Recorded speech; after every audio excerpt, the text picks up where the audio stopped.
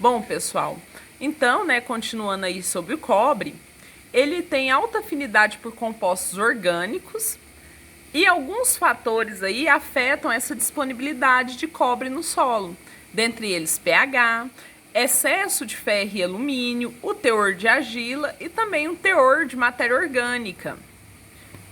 Bom, se tem uma possibilidade muito grande, pessoal, de deficiência, são em solos orgânicos ou solos com excesso de calagem. Quando um pH de um solo fica acima de 7, esse solo, né, não deixa o cobre ficar disponível para a planta e a planta apresenta aí a deficiência dele.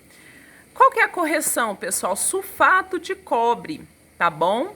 De 5 a 10 quilos por hectare. Lembrando que olerícolas e frutíferas são as mais exigentes em relação ao cobre. Bom, nós também temos o zinco, pessoal. Essa é a forma absorvida do zinco, Zn2+, ou alguns complexos orgânicos solúveis, né? Em contato com a água, fica nessa forma e a planta absorve. É muito pouco móvel na planta. Quando um nutriente é pouco móvel na planta, o que acontece? As folhas jovens, né, a parte vegetativa nova da planta é que sente mais a falta desse nutriente. Tem alta afinidade com compostos orgânicos e óxidos. E novamente, pessoal, o pH desse solo aqui também, tá?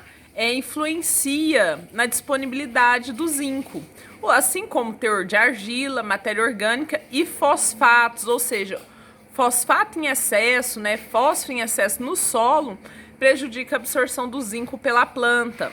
E esses são os sintomas, né, do zinco na planta. Enternós curtos, né, uma faixa clorótica, ou seja, você pega a folha do milho, que ela é grande, comprida, aquela faixinha ali do meio do milho vai estar com essa fase aí clorótica, né, ou seja, esbranquiçada, certo? Qual que é a possibilidade de deficiência? Solos arenosos, solos com calagem excessiva. Então, esses solos aqui do cerrado são os mais propícios a acontecer a deficiência aí de zinco. Como corrigir o zinco? Sulfato de zinco, tá? Entre 5 e 10 quilos por hectare.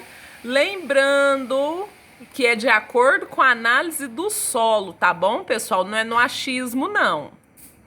Vamos falar aí um pouquinho do ferro, né? Ele é absorvido nessa fórmula aí, Fe+2. E quais são os sintomas, pessoal? Tanto da deficiência quanto da toxicidez é clorose, né? As plantas não têm clorofila. Por isso que a gente precisa aí, pessoal, da análise de solo para descobrir se é uma deficiência ou se é um excesso de ferro. O que acontece, pessoal? Solos com excesso de F3+, a própria planta produz uma substância que reduz Fe+3 para Fe+2, a qual a planta pode absorver, ok? Olha que inteligência das plantas, né? Dois fatores aí muito importantes, pessoal, que afetam essa disponibilidade de ferro para a planta: o pH e teor de matéria orgânica. Outra possibilidade, né, de deficiência de ferro são solos com pH neutro ou um pH alcalino, né? pHs acima de 7, o que faz com a planta, pessoal? Com a planta não, perdão. Com o ferro, não permite que a planta absorva ele. Como é que eu vou fazer essa correção? Sulfato de ferro, ok? É o mais indicado aí. Vamos falar um pouquinho aí do manganês. Manganês, a forma absorvida dele é essa. No sintomas de deficiência, né, na deficiência do manganês, nós temos folhas enroladas com aparência de murchas. Confunde muito com quem? Com cobre. Fatores dos solos que afetam o manganês: pH e matéria orgânica, eu acho que isso são para todos, né, os micronutrientes. E a possibilidade de deficiência é em solos calcários ou com calagem excessiva. Como é que eu corrijo, Ana, esse solo? Com sulfato de manganês, MnSO4. São encontrados esse tipo de solo com essa deficiência, pessoal, principalmente no Rio Grande do Sul, tá?